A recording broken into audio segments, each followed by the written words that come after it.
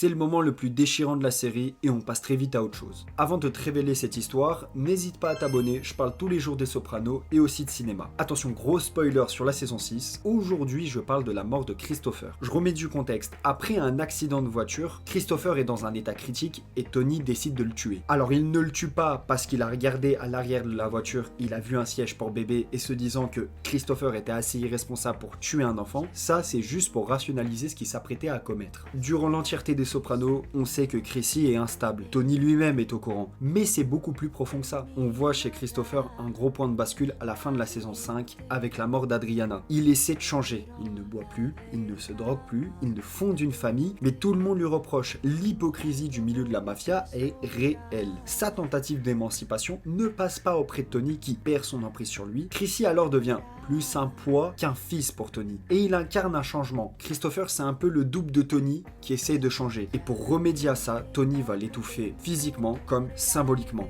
C'est du génie de mise en scène. Juste après cet événement, il se sent libéré d'un poids. Il part même à Vegas, se drogue et assume ce qu'il est. Une personne dénouée d'empathie, égocentrique. La mort de Chrissy, finalement, c'est l'aboutissement de l'évolution du personnage de Tony Soprano. Malheureusement, toute l'existence de Christopher n'a été que mensonge et soumission. On obtient alors un récit tragique moderne qui influencera le reste des futurs récits.